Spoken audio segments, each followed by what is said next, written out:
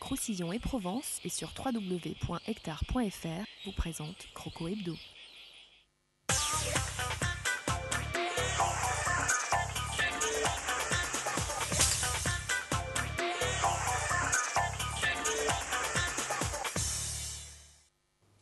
Bonsoir et bienvenue sur le plateau de Croco Hebdo, nouveau rendez-vous, premier numéro de ce début d'année 2012 après des vacances de Noël que j'espère vous avez dignement fêté, vous avez bien profité du repos, de la trêve hivernale, vous avez très certainement rechaussé les crampons comme bon nombre de footballeurs sur les terrains avec la reprise des compétitions, que ce soit les coupes nationales et puis le championnat. Et c'était le week-end dernier le cas pour le national avec des rencontres vendredi soir et samedi également en fin de journée qui ont permis de voir bon nombre de buts. On va y revenir dans cette émission avec le rappel de tous les résultats de cette 20e journée du championnat de France de national. Pour cette première édition de l'année 2012 avec nous, eh bien, 3 invités, ni plus ni moins. Avec nous autour de cette table, tout d'abord Florian Sanson, milieu de terrain, bonsoir. Bonsoir. Merci Florian d'avoir accepté notre invitation. Notre joueur du Nîmes Olympique qui connaît bien ce plateau puisqu'il est déjà venu l'automne dernier, il s'agit de Sébastien Piocel. Bonsoir Sébastien. Bonsoir. Et puis à vos côtés, messieurs, on retrouve Maxime Castillo qui est ni plus ni moins que le porteur de ce crocodile si sympathique qu'on trouve au stade du Costières qui s'appelle El Croco, la mascotte. Bonsoir Maxime. Bonsoir. Et on évoquera avec vous, Maxime, eh bien, une association, l'association Ça Change, qui s'occupe d'un petit garçon qui vit à Nîmes, qui s'appelle Sacha, et pour lequel une association a été créée. On aura l'occasion d'y revenir, bien évidemment, tout au long de cette émission. Ils ont aussi bien passé les fêtes, ils ont résisté comme il se devait vendredi soir au Costières face au vent, face au froid, face à la bise. Il s'agit de nos deux consultants. Olivier Martinez, bonsoir. Salut à tous.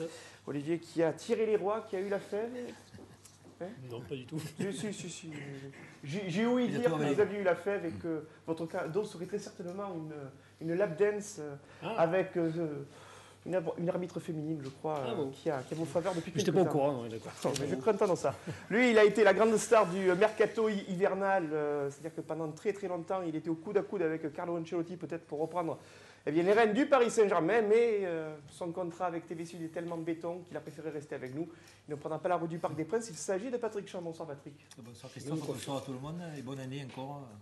Et surtout des victoires pour le Nîmes Olympique. Exactement, meilleurs vœux, messieurs, de part et d'autre. Beaucoup d'actualités cette semaine avec la belle victoire des Crocos. C'était vendredi soir du côté des Costières, 4-1 face à cette équipe de l'Étoile Football Club Fréjus Saint-Raphaël.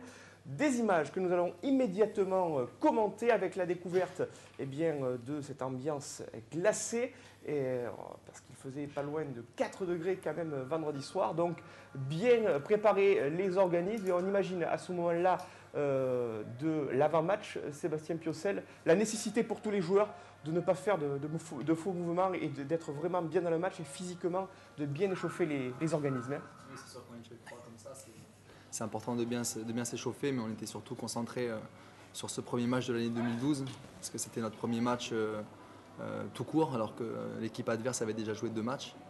Et bon, on s'est bien préparé, on a fait une bonne entame. Une bonne entame, alors que l'on voit ici Patrick Champ, ces joueurs de Fréjus Saint-Raphaël en train de s'échauffer sous le regard de leur préparateur physique et puis du nouveau coach Charlie Paqui qui s'est installé sur le banc. Pas mal de changements au sein du club varois et quand même bon nombre d'absences aussi, on peut le signaler. Oui, effectivement, c'était une équipe au début de saison qui a fait de gros efforts financiers et qui depuis, on voit que les objectifs ne vont pas être atteints. Donc ils essayent de se séparer de joueurs. Déjà, il y a le coach Priou qui est parti. Il avait fait venir dans sa valise quelques joueurs de renom. Et je crois qu'eux aussi vont certainement partir. Donc les dés sont pipés pour cette équipe-là qui maintenant, en ayant perdu ici chez les Nîmois, je crois que ses rêves de montée se sont envolés. Oui, une équipe de Fréjus dont on va découvrir la composition, donc le 11 de départ aligné par Charlie Paqui avec donc dans les buts le gardien, ex-gardien Sochelia Mathieu Treyer, une charnière composée par Fernandez et Penel, Rouaba et Garibian sur les couloirs, Noyer et Keïta à la récupération, Maquet, Diri sur les côtés, et puis à la pointe de l'attaque varoise, on retrouvait Delclos et une ancienne connaissance, Olivier, à savoir Eyemen Eyneni, qui a été l'un des artisans de la montée d'Arles, de l'AC Arles, Ouais. de CFA national, je crois, si mes souvenirs sont bons. Ouais, il avait rendu service à Arles à l'époque parce que c'était que Arles. Il avait été d'ailleurs très très bon. Je l'ai trouvé un peu moins performant vendredi au Costières qu'il était à Arles. Bon, après peut-être qu'il ne jouait pas dans le bon système, il n'a peut-être pas eu le temps. Mais bon, ça reste un joueur très difficile à marquer et ça reste un joueur capable justement de faire la différence à tout moment. Donc il fallait s'en méfier. Mais j'ai bien aimé surtout Delclos, le joueur qui électron libre, on va dire, qui était en soutien de Enani. Qui a causé beaucoup de problèmes. Qui a été très très bon et qui d'ailleurs avait été proposé, il me semble, à Nîmes en début de saison, mais on n'avait pas donné suite. Mais je pense que c'est un joueur d'avenir, et s'il est jeune encore. Il portait le numéro 13, il était inscrit sur cette feuille de match. Il s'agit de Jacques Abardonado, un nom bien connu dans le milieu du football professionnel. Sébastien Piocel, ça fait partie des joueurs que vous avez été amené à souvent peut-être rencontrer dans les différents matchs. Oui, c'est un pote aussi, donc je l'ai de temps en temps au téléphone, pas tous les jours, mais c'est vrai que c'est un moment difficile pour lui, donc il était venu justement comme 3 ou 4 joueurs avec l'objectif de monter en Ligue 2 et avec un gros projet à Fréjus, malheureusement pour eux, donc ça ne s'est pas déroulé comme prévu. Et, bon, il a assez d'expérience pour remonter la pente, même si bon, il est un petit peu en fin de carrière, un peu comme moi, quoi. On aura l'occasion d'y revenir, en tout cas sur les aspects de ce match. Parler également du 11 aligné par Thierry Froget avec 2 profils différents, vous allez le voir, du fait notamment des différents changements qui ont eu lieu en seconde période. Donc, le 11 de départ avec Cyril Merville, Benoît Poulain, Miodrag Stozic qui était aligné en lieu et place de Vincent Carlier en charnière, Maxime Poungé et Moussa Sidibé, confiance accordée aux hommes de couloir qui avaient fini l'année 2011. On va retrouver donc Sébastien avec Yassine Adou qui lui aussi récupérait un poste de milieu défensif. Steve Agui comme seule pointe et puis sur les côtés il y avait Lamine Diarra-Souba qui prenait, on va dire, l'aile droite habituellement occupée par Mori Ogunbiyi. Et alors Benjé, ce n'est pas un joueur, c'est Nicolas Bénézé. Il y a eu un petit problème de santé pour l'aile gauche, mais c'est bien Nicolas Bénézé. C'était message perso, donc peut-être sur l'aile gauche. Trop vite, hein. Avec Mouri Ogunbiyi qui jouait juste derrière Steve Agui, la seule pointe, et qui décrochait donc un poste un petit peu de 9,5. Mais on va le voir pendant le match, ça a beaucoup bougé et permuté d'une aile à l'autre. Et puis le système de jeu, en tout cas le 11 aligné en deuxième mi-temps après les différents remplacements. Pas de changement en défense. En revanche, au niveau de la récupération, eh bien, Jonathan Parpex a fait son entrée aux côtés de Yassine Adou. Nicolas Bénézé s'est décalé sur l'aile droite. Renaud Ripard est devenu la seule pointe. Et c'est Steve Agui qui a retrouvé le rôle qui était le sien, notamment à l'automne dernier. On le voyait souvent permuté sur l'aile gauche. C'est beaucoup de diversité finalement. Du fait de la pluralité de chacun des joueurs, Olivier, Thierry Froget peut se permettre ce genre de combinaison. Ouais, puis ils sont polyvalents. Agui, c'est qui démarre sur le couloir à la base. Il est très bon dans l'axe. Diarra-Souba aussi a pris l'axe à un moment donné. Voilà, ce sont des joueurs, il a pris aussi le côté. Ce sont des joueurs polyvalents, ils l'ont prouvé. Puis après, c'est vrai qu'il y a la fraîcheur avec les jeunes quand ils rentrent au milieu de terrain. Bon, mais il n'y avait pas de surprise là-dessus. On savait qu'ils en étaient capables. Et puis Agui, ça ne pose aucun problème de passer d'un côté de l'autre dans l'axe. Il est aussi à l'aise, même si je pense qu'il préfère l'axe.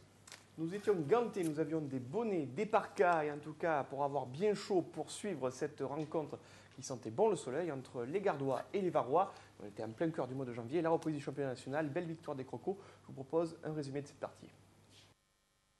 Du fait de son élimination des coupes nationales, le Nîmes Olympique se concentre pleinement sur le championnat, même si cela occasionne un mois de janvier assez pauvre en rencontres officielles.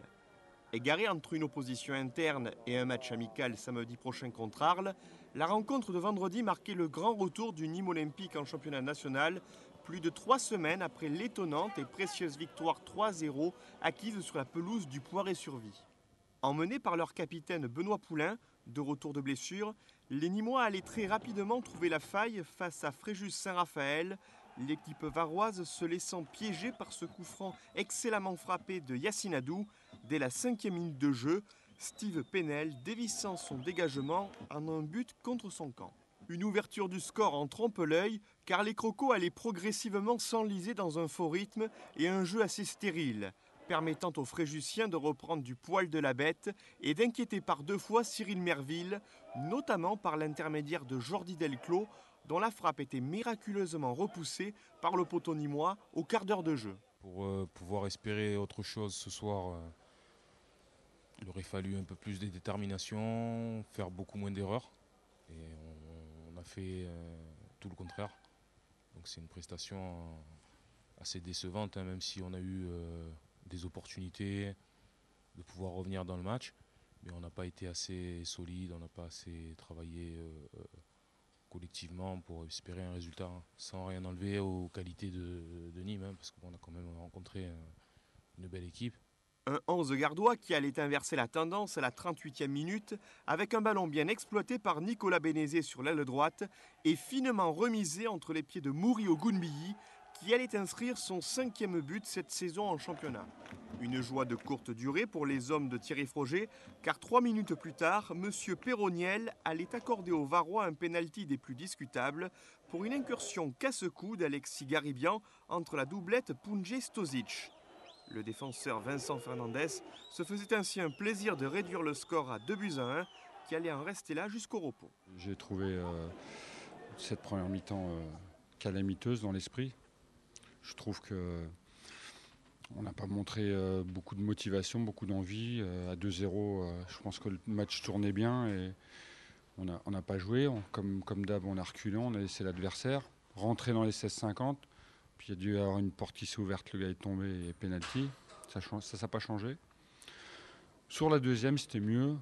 Ceux qui sont rentrés ont apporté quelque chose et on a démontré qu'on aurait pu mieux maîtriser parce que je pense qu'il nous fallait un écart plus important.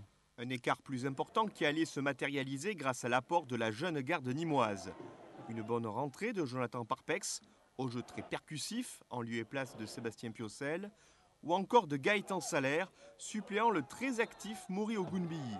Touché au pied droit après une première période fort honorable, Lamine Diarrasouba allait laisser sa place à un autre jeune crocodile, Renaud Ripard. Une charnière des plus jeunes qui allait bousculer le jeu fréjussien et amener une nouvelle occasion de but à la 73e minute, Yassine Adou décochant une formidable frappe à l'entrée de la surface de réparation pour un poteau rentrant laissant Mathieu Dreyer sur le carreau. À 3-1, la messe semblait dite, mais pas suffisamment pour un Renaud Ripard des plus bagarreurs sur la ligne de corner.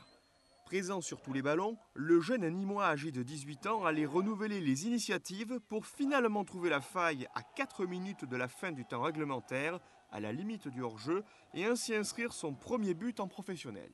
C'est mon premier but en pro, donc ça me fait forcément très plaisir.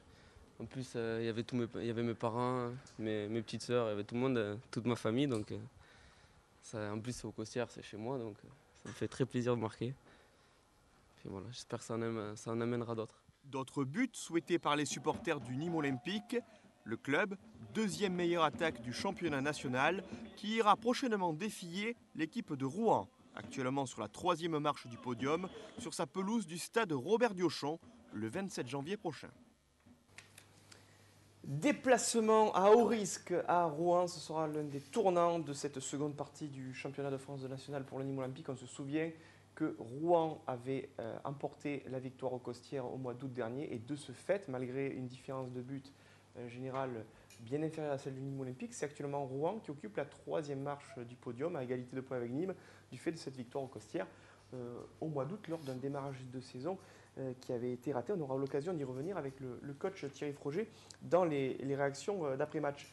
Spectateurs avisés et attentifs, Florian Sanson, déjà donner des nouvelles à nos téléspectateurs concernant votre rééducation, votre retour du fait des différentes blessures que vous avez subies.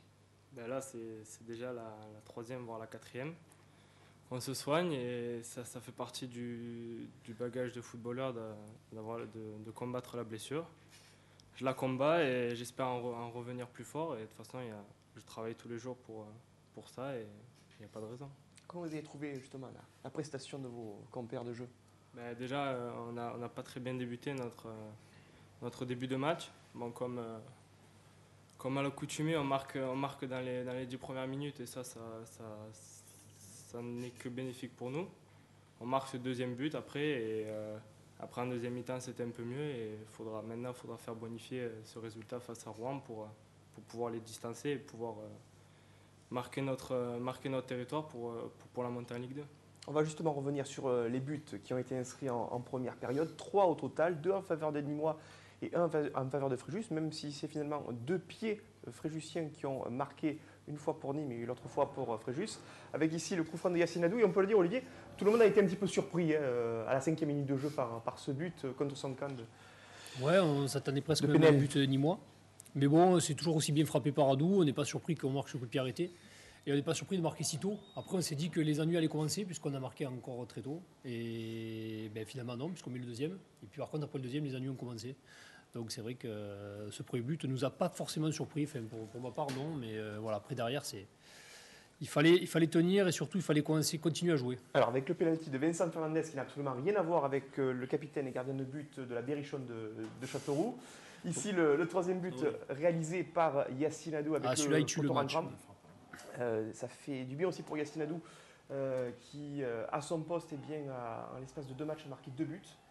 Il faut le souligner. Puis le premier but avec les pros de Renaud Ripard. On a parlé de la renaissance, Patrick, de la jeunesse nîmoise, en plus de l'apport et de jeu de Mori Ogunbiyi, passeur et buteur. C'est quand même, au niveau numérique, ça fait beaucoup de bien dans les esprits. Oui, effectivement, ça prouve que les jeunes, ils savent prendre la place aussi de temps en temps aux plus anciens. On a besoin de tout le monde. Et c'est vrai que sur la fin de match, la jeunesse, c'était relativement plus facile, puisque quand on mène 3-1, après, on peut se lâcher un peu plus. Et je crois que pour Ripard, ça a été super parce qu'il est rentré vraiment à son poste. C'est pour ça qu'Agui a décalé sur le flanc gauche et il a montré l'étendue de son talent, mais surtout de son envie. Quand il est rentré, on a vu qu'il voulait à tout prix marquer, on le sentait. Et je crois que c'est bien pour lui, bien pour le club, parce qu'il a rejoué quand même le dimanche avec les U19. Il a été capable de marquer encore un but. Donc ça veut dire qu'il n'a pas la grosse tête et qu'il est capable de marquer aussi avec les jeunes de son âge. On aura l'occasion d'y revenir d'ici la fin de cette émission avec d'autres temps forts de ce match, notamment en première période. On l'a dit, une ouverture du score assez rapide avec ce but contre son camp de Penel. Et puis ensuite, les Fréjussiens qui vont poser des problèmes à la défense nîmoise. Un jeu un peu stérile. Il va y avoir un jeu subi et c'est pour ça que Thierry Frogier tout à l'heure parlait un petit peu de son mécontentement à l'issue de cette première période, même si les Nîmois menaient au score. L'équipe, Sébastien, n'a jamais été facile à jouer. Fréjus a posé beaucoup de problèmes. Justement, le problème, c'est que c'est plutôt à la récupération. On était un petit peu bas, donc c'est une équipe qui a des bons joueurs techniquement à l'aise, notamment Maquet au milieu qui était assez facile, Delclos. Donc dès l'instant, on leur laisse un petit peu trop d'espace. Même si par moments c'était un petit peu stérile leur jeu, donc il y avait beaucoup de passes en retrait, donc on n'a pas été forcément mis en danger, mais c'est vrai que dans ce type de match, quand ça nous arrive depuis quelques matchs, quand on a l'occasion d'ouvrir le score rapidement, c'est vrai qu'on pourrait éventuellement assommer l'adversaire et le fait de reculer, donc ça nous met petit à petit dans une mauvaise posture et on concède quelques occasions. En début de match, vous jouiez donc aux côtés de Yacine Adou. Est-ce que le fait aussi, du fait des blessures de Abdelmalik Sissane, de la blessure d'Emmanuel Corrèze et de jouer devant la défense avec 3 joueurs, habituellement on sait que vous jouez devant la défense, à votre gauche vous pouvez avoir Emmanuel Corrèze ou Jonathan Parpex et à votre droite Abdelmalik Sissane. Est-ce que ce système à 3 permet de récupérer plus de ballons ou est-ce qu'il faut un petit peu réapprendre justement à jouer différemment? Non, après comme l'a dit le coach, après c'est une question d'état d'esprit. Au niveau du positionnement, peut-être que côté droit avec Lamine il était un petit peu bas, donc ce qui fait qu'on avait tendance, moi qui étais axe droit et aussi Moussa Sidibé, d'être un peu plus bas, ce qui fait qu'à chaque fois on devait refaire 5-6 mètres pour remonter sur l'adversaire. Mais non, que je joue seul devant la défense avec 2 devant ou à 2, c'est plus ou moins la même chose. Le plus important, moi ce que j'ai appris, c'est la récupération du ballon, et plus on récupère le ballon haut et plus on est proche du but adverse et moins on a d'efforts à faire. Là on est plus bas, donc on subit. À partir de là, c'est un peu plus compliqué de s'approcher des buts adverses. On va passer à la seconde mi-temps avec un score qui va s'aggraver en faveur des Nîmois et 2 buts supplémentaires qui vont sceller les 3 points de la victoire, même si à quelques occasions, bien, Cyril Merville devra un petit peu s'employer pour détourner des tirs de loin qui semblaient prendre la direction des filets.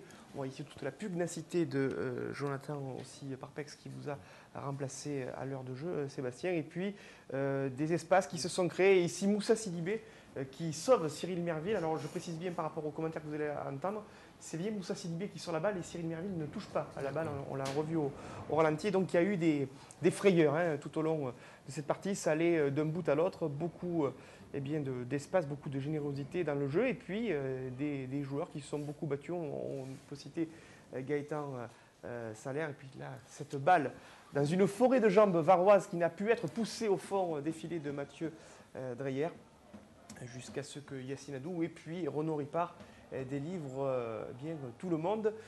Maxime Castillo, vous êtes peut-être la personne qui serrait le plus de mains au stade des Costières en étant la mascotte El Croco. Comment vous avez vécu ce match sous votre chaude protection? Je l'ai bien vécu. Surtout que moi j'ai bien aimé quand le Ripard est rentré parce qu'il a vraiment montré la fougue nîmoise et vraiment un combat physique. Il a récupéré beaucoup de ballons. Non, sinon, moi je le vis bien. Certes, je suis un peu plus au chaud que d'autres personnes, mais non, je le vis bien. Ça se passe bien. Tant qu'il y a les 3 points à la fin, tout va bien. Je vais rester avec vous, Maxime, pour évoquer un autre aspect sur lequel vous vous impliquez au niveau associatif très important. Il s'agit d'un petit garçon, un petit Nîmois qui s'appelle Sacha, qui va fêter ses 6 ans en mars prochain, pour lequel une association, Ça Change, a été créée. Oui, tout à fait. En fait, c'est un petit garçon qui, à l'âge de 15 mois, en fait, ils ont décelé une maladie qui est le syndrome d'Angelman. C'est une maladie très rare qui touche en France que 3 enfants. Et en fait, ce petit m'a très touché. En fait, ils m'ont demandé de les aider dans leur association pour récupérer des fonds. Pour qu'ils puissent en fait apprendre à marcher, parce que cette maladie en fait l'empêche de marcher et Elle touche à la motricité de l'enfant. Voilà, et dialoguer et de dialoguer. Et il n'y a qu'un seul hôpital en fait qui soigne cette maladie entre guillemets, déjà qui va l'aider à marcher. Elle se trouve à Barcelone, donc c'est quelque chose qui fait. Et c'est pour ça que j'aide cette association pour récupérer le plus de fonds possible pour l'aider à rejoindre cet hôpital, quoi.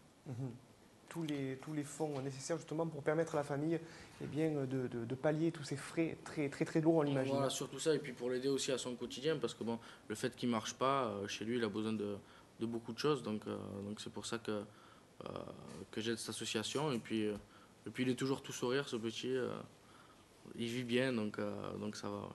Alors, si vous souhaitez aider l'association, vous pouvez vous connecter sur le site internet le www.sachange.com, également sur la page Facebook du même nom. Et puis, il y a un mail qui est le suivant, sachange30@hotmail.fr. Je répète, sachange30@hotmail.fr. Et puis, je crois, Patrick, vous souhaitiez également dire un mot par rapport à d'autres bénévoles qui s'impliquent concernant la lutte contre la mucoviscidose. Oui, effectivement, le samedi 7 janvier, on est parti 3 jours avec une sélection d'anciens Nîmois et puis des anciens joueurs. Et donc il y avait l'Iron pour le tournoi Grégory Le Marchal. C'était le 4e tournoi pour lutter contre la mucoviscidose. On a joué contre le Luxembourg, la Belgique, donc ça a été un tournoi international dans la bonne humeur. Et il y avait énormément de monde, donc ça fait chaud au cœur un petit peu. Je crois que ça fait partie du rôle aussi un peu des anciens, donc je fais partie de participer à ces causes-là. Voilà, on rappelle le site internet, le www.sachange.com, l'association pour aider le petit Sacha. On va observer une courte pause dans cette émission, tourner une page de publicité, puis on revient avec nos invités, Maxime Castillo, Sébastien Piocel, Florian Sanson, nos consultants Patrick Chéron, Olivier Martinez, pour revenir sur les enseignements de cette 20e journée. Écoutez les réactions très intéressantes des acteurs de ce match, le top but, le décibélomètre et toute la suite de Croco Hebdo dans un court instant.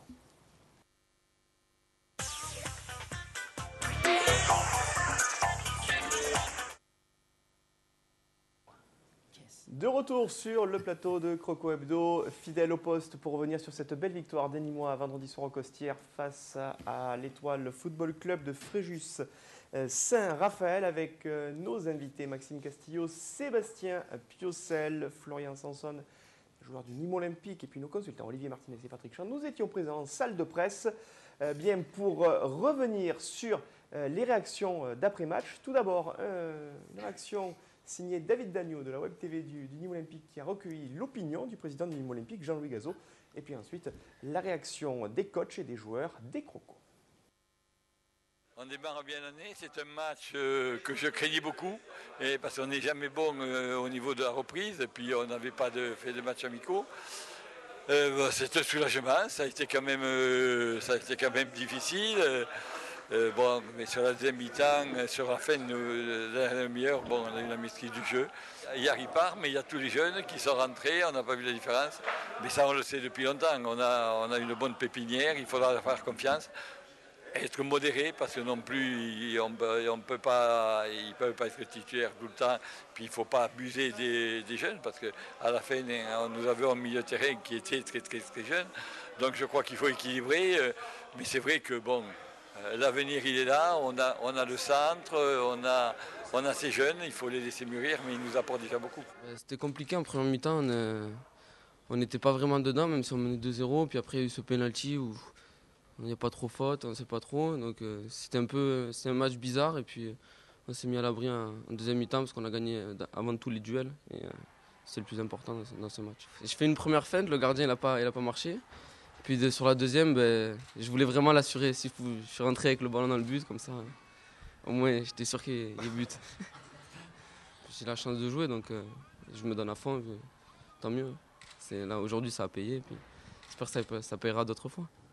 J'ai marqué, on a gagné, donc ça valorise un peu plus le but. Mais le premier de ce soir, je ne sais pas s'il est pour moi. Donc, ouais. Donc voilà, ça fait plaisir de marquer. Mais bon, le plus important, c'est les 3 points ce soir qu'on retiendra. Ouais, c'est sûr qu'il y a pas mal de jeunes alignés dans l'équipe, surtout en fin de match avec Salaire et Parpex et Bénézé surtout. Donc voilà, on se connaît depuis le centre de formation, on joue ensemble.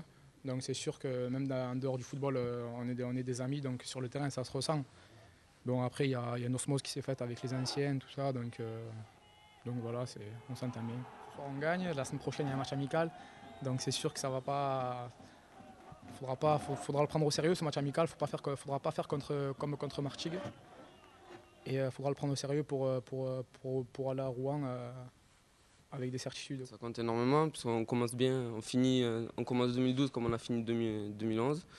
C'est bien, puis c'est une belle victoire, ça donne le sourire à tout le monde. Et puis là on a une pause le week-end prochain, puis il y aura un gros match à Rouen. Ça fait un bien fou de gagner 4-1 à domicile pour le premier match de l'année 2012. Mais bon, faudra aller chercher quelque chose à Rouen, sinon ce qu'on a fait ce soir ça servira à rien si on perd à Rouen. Donc on va bien se préparer, on a 2 semaines pour préparer ce match et on va y aller pour faire quelque chose. Celui qui gagnera va mettre des points à l'autre. Donc il faudra aller faire un résultat, il ne faudra pas aller là-bas en ayant peur de jouer. Donc il faudra aller là-bas en cherchant les 3 points si possible, sinon ramener un point au minimum. On essaie de passer par le jeu pour essayer de créer des décalages et pour pouvoir se procurer des occasions. Maintenant c'est vrai que paradoxalement, on libère des espaces. Puis bon, après tout ça, c'est un équilibre à trouver. Et puis on a du mal à trouver cet équilibre-là. On a du mal à faire des fermetures, à être un peu plus tueur autant défensivement qu'offensivement. C'est un peu notre mal là, qui ressurgit à chaque fois, quoi. Sans rien enlever à notre prestation du match aller. On a gagné. Bon, je pense que ce jour-là, on a mérité notre victoire. Mais les résultats qui ont suivi Nîmes, bon, ils étaient en début de saison, ils étaient en rodage. Bon, tout le monde savait qu'il y avait un peu des problèmes ici, donc tout ça c'est un peu dans le milieu du football. Mais ils ont bien redressé la barre, on le voit par leurs prestations qui ont suivi. C'est une équipe qui est devenue plus que dangereuse, même s'ils avaient un peu du mal ces derniers temps à enchaîner les résultats au Costières. Mais aller gagner 3-0 au Poiré, aller faire des résultats à gauche à droite, c'est pas donné à n'importe qui, c'est vraiment les résultats d'un prétendant à la montée. Voilà, donc il a encore prouvé ce soir. Je pense qu'il y avait un manque de repères, un manque de pas mal de choses, mais surtout d'envie. Je crois qu'il faut vite se remettre. On est en 2012. Hein. Si on refait la même que 2011, on ne sera pas dans les clous. Donc ouais, c'est peut-être un peu moins. Je ne veux pas plomber l'ambiance, mais je n'étais pas très content. Voilà. Et je ne suis toujours pas très content. La deuxième mi-temps, on a été efficace, mais on n'a rien. On n'était pas supérieur à l'adversaire. C'est offensivement, on les a mis au fond. On a rééquilibré un peu au milieu, mais je pense que ouais, on n'a pas fait un grand match tout simplement. Et le score est flatteur, pourvu que ça dure. Quand on était à -9, il y avait un peu de pression. Si on est sur le podium avec les matchs joués, pas joués, on aurait peut-être plus de pression ou autant de pression. Donc ça ne va pas changer grand-chose, si ce n'est que on a refait un bon bout de chemin, mais il reste 18 matchs, il y a des points à prendre et on commence bien l'année avec une victoire. Tous ceux qui font le même métier que moi vous diront que c'est anecdotique, et c'est vrai. On fera les comptes à la 38e journée. Comme on dit dans la Sarthe, c'est à la fin de la kermesse qu'on compte les bouses. Donc voilà. De la kermesse que l'on compte les bouses, on se souvenait à une certaine époque que c'était à la fin du bal que l'on payait les musiciens, mais dans la Sarthe, il y a une toute autre philosophie qui a été fortement appréciée, Patrick Chan, en salle de presse. Oui, effectivement, ça a été des bons mots du coach, et c'est vrai que lui, il lâche rien, c'est vrai qu'il n'est pas satisfait, bon, c'est son rôle aussi, mais je crois qu'on revient de nulle part. Et là, c'est quand même une pression qui est intéressante à avoir. Hein. C'est vrai que quand on était dans les 3 derniers, c'était pas la même, et là, maintenant qu'on est en haut du tableau, je crois que on peut aller encore au-dessus. Et vu l'effectif, et comme on le disait, c'est l'effectif qui fera la différence. On a un gros effectif. Je crois qu'on va aller au bout. Allez, on le souhaite en tout cas. On va revoir les résultats de cette 20e journée du championnat de France de national. Avec la victoire de Nîmes Olympique 4-1 donc face à Fréjus-Saint-Raphaël. Orléans qui l'emporte 2-0 devant Beauvais. Partage des points entre le Petit Quevilly et Besançon. Victoire du Paris FC 1-0 devant Créteil. Le Poiré-sur-Vie l'emporte 2-1 sur la pelouse de Cherbourg. Nouvelle surprise, cette équipe du Poiré-sur-Vie. 2-1, victoire de Niort, le leader, face à Colmar. Le Red Star emporte une victoire qui fait du bien là, pour les Nîmois. Celle du Red Star 2-1 face à Rouen. Épinal qui remporte également la victoire 2-0 devant Luzenac. L'Aviron Bayonnais, autre victoire précieuse pour les Nîmois. Bayonne qui l'emporte devant le Gazélec d'Ajaccio, qui était dans une très très bonne série, notamment du fait de sa qualification en Coupe de France grâce à un but d'un certain Michael Coloredo. Et Martigues qui est tenu en échec 1-0 face à Vannes sur la pelouse de Turcan. Au niveau du classement, Nîmes est 4e, comme je le disais, du fait du goal average particulier, à égalité de points avec Rouen, mais Rouen ayant gagné son match à Nîmes, et malgré un goal average nettement inférieur, je crois, de +2 pour Rouen et +16 pour Nîmes. Nîmes qui est la 2e meilleure attaque de ce championnat de national. 7 points de retard sur le leader niortais et 1 point de retard sur Épinal qui compte un match en moins, rappelons-le, mais on le voit, c'est plutôt serré. Vannes est 5e avec 33 points, 6e rang occupé par Ajaccio, le Gazélec avec 31 points. Tiers groupé avec 28 points pour Quevilly, Colmar, Orléans. 10e le Paris FC avec 27 points à égalité avec le Poiré-sur-Vie et Fréjus-Saint-Raphaël. Créteil est 13e avec 25 longueurs. Tiers groupé à 22 points pour Beauvais et Martigues qui comptent une longueur d'avance sur le Red Star qui est 16e. Luzenac est 17e avec 20 points, ferme la marche. Cherbourg, Besançon et l'Aviron Bayonnais. Le programme de la 21e journée avec des matchs en retard qui vont se jouer en ce week-end de Coupe de France à venir. Un match en retard donc le week-end prochain. Et puis le programme de la 21e journée avec le vendredi 27 janvier. Un déplacement très important pour les Nîmois sur la pelouse de Rouen. Être un des tournants, je disais, de ce championnat. Et puis vous le voyez, il y a d'autres rencontres très importantes. Un derby du Sud entre Fréjus et Martigues. Le Gazélec qui reçoit Orléans également. Niort qui va se déplacer du côté de Luzenac, le Poiré-sur-Vie qui accueille le Paris FC, encore Besançon Red Star. Il y aura de belles rencontres lors de ce dernier week-end du mois de janvier. Puis pour préparer le déplacement en Rouen, Sébastien Piocel, il va y avoir un certain match Nîmes-Arles qui forcément a une certaine saveur pour vous. En amical, oui, samedi, en fin d'après-midi. Oui, bon, c'est surtout pour nous c'est important, ça va permettre de meubler un peu cette trêve-là. Et comme l'a dit Yacine là, dans le reportage, donc c'est de prendre ce match très au sérieux. Après, bon, personnellement, ça me fait rien de particulier. Donc, ne serait-ce que bien préparer le match de Rouen qui pour nous est très important. Pour vous, Florian Sanson, on l'a dit tout à l'heure, phase de récupération. Vous espérez revenir sur les terrains d'ici un gros mois? Déjà, on ne va pas se précipiter parce que ça fait déjà la 3e ou 4e. Ouais, espérons fin février, voire début mars, et d'être compétitif au plus tôt pour pouvoir rejouer. Parce que quand on a 18 ans, on a fin de ballon. Comme on a 18 ans, comme on a 30 ans, mais bon, à 18 ans, il faut faire ses preuves et il faut vite. Les preuves, elles se font sur le terrain. Donc, il n'y a que le terrain qui est la vérité. Bon nombre de joueurs qui ont porté le maillot nîmois depuis le début de la saison. On va s'en rendre compte avec les 5 joueurs les plus utilisés en championnat, à part Thierry Froger. Un changement du fait de la blessure de Benoît Poulain en fin d'année 2011. C'est désormais Moriola Ogunbiyi qui est le Nîmois qui a été le plus utilisé sur le terrain avec 176 minutes en 19 matchs. Deuxième, Benoît Poulain, le capitaine, avec 1620 minutes en 17 rencontres. Troisième, Maxime Poungé, 1539 minutes en 18 matchs. Quatrième, Vincent Carlier qui a évolué samedi avec la réserve qui s'est imposée 1432 minutes pour 16 matchs. Et cinquième, Nicolas Bénézé qui fait son entrée dans ce top 5 avec 1260 minutes et 18 matchs. Renaud Ripard qui est le 13e joueur du Nîmes Olympique à avoir marqué un but cette saison en championnat. On va le voir sur ce classement des buteurs. Beaucoup de diversité toujours. Même si Sédou Koné n'est pas là, eh bien, le Nîmes Olympique marque. Et c'est aussi une observation.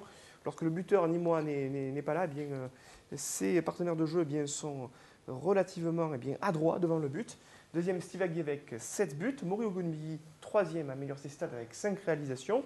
Quatrième, Nicolas Bénézé avec 3 buts. Yassine Adou qui se hisse à la 5e place ex aequo avec Jonathan Parpex, Benoît Poulain et Miodrag Stozic. Yassine Adou là, qui n'apparaît pas, il faudra qu'on le remette à jour, mais il y est avec 2 buts. 2 fois mieux que la saison passée. Exactement. Et puis un but pour Emmanuel Corrèze, Lamine Diarrassouba, Malik Sissa, Nissouf Ouattara ainsi que Renaud Ripard. Au niveau des passeurs, eh bien, c'est difficile de faire mieux que Mori Ogunbiyi avec ses 14 passes décisives, qui est largement premier devant Steve Agui avec 3 passes, également pour Sédou Koné.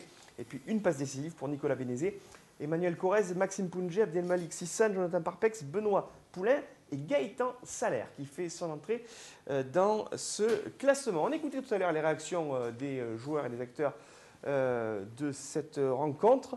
On a évoqué à un moment justement du fait des blessures, si peut-être d'ici le 31 janvier, la question de la recrue d'un joueur supplémentaire ne serait pas bénéfique pour le Nîmes Olympique pour pallier éventuellement une absence, une blessure. Le président Jean-Louis Gazot a donné son avis là-dessus et puis Thierry Froger a également donné son appréciation avant de parler de l'importance des jeunes à sa manière. C'est un peu notre avis au départ de conserver ce groupe et de ne pas recruter. Maintenant, bon, on va en discuter un peu parce qu'après le 31 janvier, on ne peut plus rien faire. Et le championnat est encore long puisque après le 30 janvier, il restera 17 journées. Donc il ne faudrait pas qu'on ait des pépins supplémentaires, donc on va en discuter. Mais bon, notre volonté, effectivement, c'est de continuer avec ce groupe. Le mois d'août a été merdique, il a pris des joueurs qui n'étaient pas prévus. Et voilà, donc on est pris dans ce truc-là. Après, il y a des joueurs qui... on m'a demandé, moi, si on a dit qu'ils peuvent partir et tout. Moi, je pense qu'il y a des joueurs qui peuvent avoir l'envie de jouer. Donc, s'ils veulent avoir envie de jouer, il faut qu'ils pensent aller ailleurs parce qu'ils ne montrent pas leur envie de jouer. Parfois même leur qualité. Mais quand vous dites ça à un joueur qui a signé un contrat, il vous dit, Monsieur Froger, Monsieur Gazot, j'ai un contrat, donc je vous emmerde. Donc c'est comme ça la vie. La vie d'entraîneur et de président, c'est ça. C'est-à-dire que le gars joue bien, eh ben, il demande une augmentation, une prolongation. C'est le cas de certains. Et puis ceux qui ne jouent pas, eh ben, ils disent faites le contrat. Voilà. Donc on en est là. Donc on ferme notre bouche et c'est tout. Qu'est-ce que vous voulez que je vous dise? Non mais c'est vrai. On est toujours les dindons de la farce. Mais peut-être qu'aussi, il faut aussi être lucide. Sur la première partie de championnat, il y a des joueurs qui se sont remis en cause.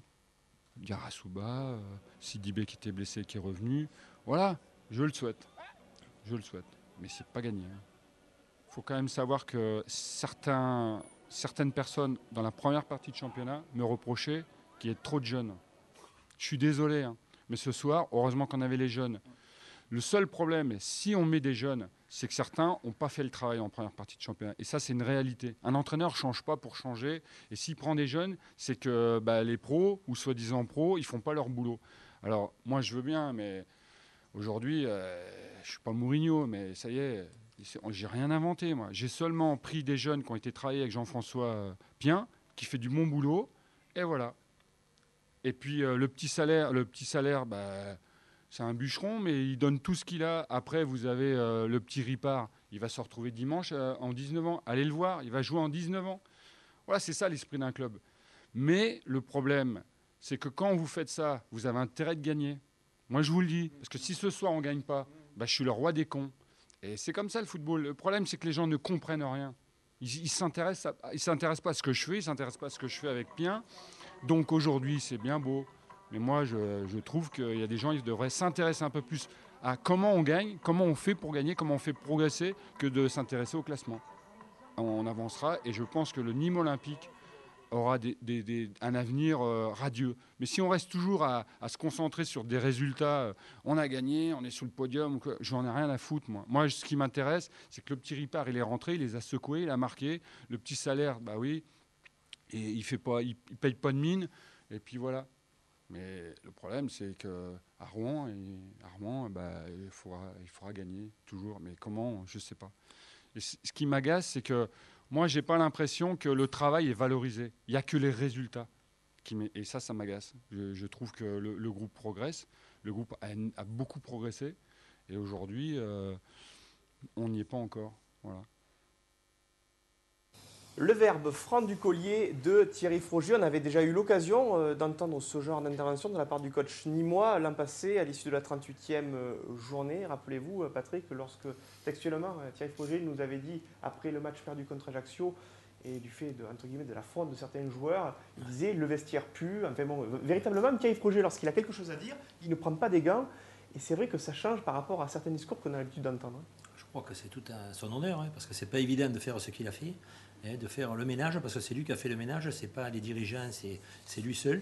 Et ils l'ont laissé tout seul. Mais bon, c'est fait pour ça aussi un coach, mais il a montré qu'il était capable de faire jouer les jeunes. Et comme il a dit, l'amalgame se fait entre les jeunes et les vieux parce qu'il est droit. Et je crois que tout le monde a eu sa chance. Et moi, je crois que Sidibé, quand on parle de Sidibé, c'est lui qui, en ce moment, il a fait un match extraordinaire vendredi soir. Il n'a pas été trop sollicité sur le côté droit parce qu'il a fait beaucoup de sprints, on ne l'a pas servi. Mais disons que lui revient de nulle part. Et je crois qu'il a mis de l'eau dans son bain. Il a dû se dire, là j'ai une chance inouïe peut-être pour avoir une place de titulaire. Là je vais m'accrocher à mort. Et c'est bien pour le club. Et c'est vrai que Thierry Frogier a parlé que même en Ligue 2 ou Ligue 1, on n'a pas. Et Thierry Frogier qui évoquait Renaud Ripard avec les U19 dimanche, quelques images justement. Buteur en professionnel le vendredi soir et buteur le dimanche avec les U19, c'est possible, regardez. Bon Renaud, c'est la victoire d'un groupe cet après-midi. Ouais, ça fait très plaisir depuis le temps qu'on attendait ce match et surtout cette victoire. En plus, on s'est un peu raté sur la première mi-temps, mais on a bien réagi en deuxième mi-temps et surtout après le but, donc c'est super bien. Et pour toi, encore buteur aujourd'hui?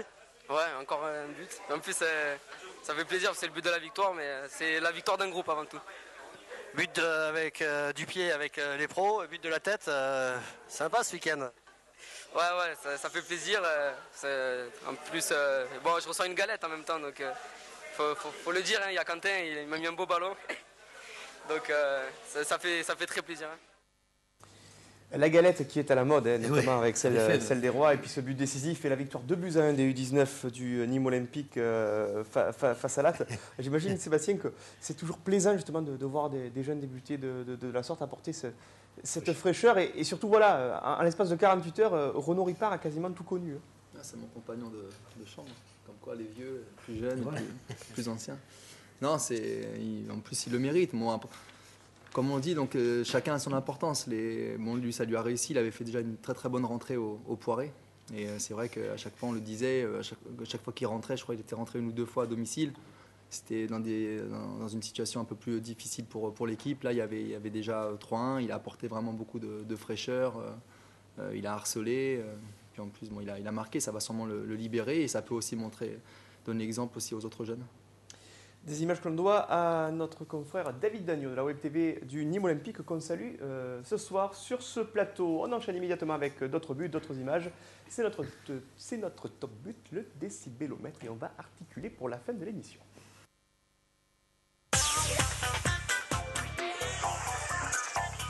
Allez, Steve Agui qui a marqué lui aussi un... Bien joué Corrèze. Ouais. Aïe aïe aïe. Allez, le but! Oh, le but! Oh, le but Sissane avec un bon ballon redonné par Malik Sissane. Par Koné. Superbe but de Sissane. Goal de Malik Sissane. Un moment où on attendait le moins finalement. Ouais. Et le premier de sa saison, Malik Sissane qui vient récompenser un début de saison magnifique du milieu. Sissane qui est allé faire jouer le porteur. Allez Agui, c'est à toi de faire jouer. Maintenant Parpex. Parpex, ça c'est super de la part de Parpex, ça c'est très bien joué. Allez, voilà, c'est bien. Eh oui, c'est très bien ce qu'a fait Parpex. De la part de Parpex. Il n'y a pas d'enjeu. Allez, il y a un 2 contre 1 à faire. Il y a un 2 contre 1. Oui, superbe but de Agui qui marque son troisième but. Et Steve Agui qui marque son troisième but à 3 rencontres. Et ça, c'est encore grosse faute du milieu niortais, mais très belle anticipation de Parpex en défendant très haut. Il conserve toujours les jeunes et c'est vrai que Kagui, quand il est rentré, n'avait pas fait une prestation exceptionnelle. C'est normal qu'ils soient sortis du groupe. Allez, attention sur cette revenir de Goumbi, la tête de Koné, but! Centre et but magnifique de Koné qui nous fait une pirouette fabuleuse. Oh là là là là! Venu d'ailleurs. Très solide. La défense rouennaise. Un ballon qui revient par chance à Koné qui s'est retourné. Il est face au gardien. But de Koné. Super but de Seydou Koné. Il est mérité du hors-jeu. C'est à la limite, ouais, tout à fait, mais bon. Et ce qu'on venait de dire à l'instant, c'est concrétisé. Enfin, un but pour le meilleur attaquant de ce début de match, Koné, qui a fait preuve de beaucoup de métier. Allez, c'est frappé, c'est bien coupé, c'est but! Superbe but! Largement mérité pour les Crocos! Ah oui, superbe but! Une galette fabuleuse de Yumi. Et but de... C'est Stozic. C'est Miodrag Stozic qui ouvre son compteur-but. Ah ouais. Et encore un but coupé. Un casque d'or. Premier poteau. Ah ouais, magnifique. Très bien frappé encore. Ça fait un mois et demi qu'on n'a pas gagné au Costières. Avec cette équipe de Colmar. Oh, un superbe but de Koné, oh là là là là. Une frappe magnifique avec un pied gauche extraordinaire qui est allé enlever l'araignée, la toile d'araignée du but du gardien de Colmar. Quelle entrée en matière pour les niveaux 1. Oh là là là là là là, quel but, les filets, ça rappelle. Qu'est-ce qu'on voit comme joli but oh là là là là là là là là, vraiment, on ne pouvait pas commencer mieux.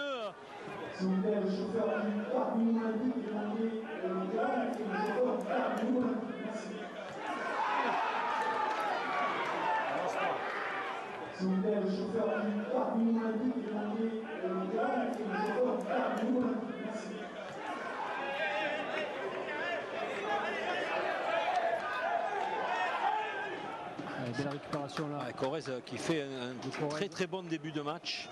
Ah, il a envie Corrèze, allez, bon ballon pour Bénézé. Bénézé, faut pas le rater. Ouais. Pour sa première. Belle récupération. Bonne récupération et superbe ballon donné sur Bénézé. Et Olivier parlait d'efficacité. Quasiment première occasion et premier but. Ouais, mais c'est sur une belle transversale, superbe. Alors, on a vu le tacle glissé de Corrèze. Olivier, qu'il est le numéro 1. D'ailleurs, je ne crois pas que les Nîmois seraient... Ouais, Koné, quel solide, qu'est-ce qu'il est solide. Il faut aller au bout, mon petit. Ouais. Oh là là, qu'il est beau. Superbe but de Koné, quel but. Il a tout fait, Koné. Koné, il a tout fait. Il s'est retourné, il a fait petit pont, il a accéléré, il a roulé. Et il a fait la misère. Quel but, le plus beau but. Et je pense que Besançon ne sera pas à l'heure aujourd'hui. Le train partira sans eux. Énorme signé Seydou Koné qui fait le Ah ouais, but. il a fait tout seul. Il se l'est fait tout seul, Koné. Oh, quel but de Seydou Koné. Ah oui. Non, il y a rien, C'est aussi ça le national, hein. C'est bien beau Allez, de ça, flammer, c'est bien. mais il faut Allez, aussi Oyubi. tenir la longueur. Voilà, ça s'est joué. Allez, à nous, il faut passer derrière Agui, voilà, il faut prendre le couloir. Voilà, comme ça on donne une solution. Oh que c'est bien joué ça. Oh que c'est bien joué. Allez, la frappe à venir. Bravo. Ouais. Oh le but. Le but exceptionnel de Parpex. Oh le but de Monsieur Parpex. Énorme Parpex. C'est un scud venu de l'autre monde qui est arrivé à atterrir dans la lucarne de Delecroix. Quel but, Claude! Ah, magnifique! Et ça vient récompenser l'énorme début de partie de ce joueur qui était vraiment au four et au moulin. Qu'on avait lu depuis le début de cette partie. Quelle construction! Des beaux buts du côté du stade des Costières. Quand on voit de telles réalisations, Florian Sanson, ça donne envie de rechausser les crampons. Hein. Ah oui, c'est sûr que ça donne envie. Bon, comme j'ai dit, il n'y a que le travail qui paye. Et si je continue à travailler comme j'ai toujours fait, il n'y a pas de raison que ça ne vienne pas. On vous le souhaite en tout cas, de la diversité dans ces buts. Également, rappeler par rapport à l'association à laquelle nous faisions référence tout à l'heure, Maxime Castillo, l'association sachange.com, le www.sachange.com. Peut-être très bientôt il y aura plus de lisibilité sur l'action de l'association via des t-shirts qui seront imprimés notamment. Ouais, voilà, on est en train de mettre en place avec Monsieur Gazo 2 stands en fait aux entrées, tribune sud, tribune nord, et puis des joueurs, les joueurs en fait qui auront des t-shirts avec l'association, et puis moi-même sur le costume je porterai un t-shirt avec le logo de l'association. On vous reconnaîtra sous le maillot numéro 12 d'El Croco, fidèle mascotte des Costières. Merci beaucoup messieurs d'avoir été avec nous. Rendez-vous est pris samedi aux Costières, 18h, pour le match entre le Nîmes Olympique et l'AC Arles Avignon en amical. Match dont vous pourrez suivre les temps forts dans nos journées d'information. Pas de Croco Hebdo lundi prochain, car match en direct de volleyball à suivre dans notre section de sport du lundi soir. On reviendra très exactement le lundi 30 janvier pour vous conter très certainement la victoire des Crocos sur la pelouse de Rouen. Merci Florian. Merci à vous. Merci Sébastien. Merci Maxime. Patrick Olivier, rendez-vous est pris dans 15 jours sur ce plateau. Pas de souci. Espérons que. Restez fidèles au programme de TV Sud et Allez, au revoir.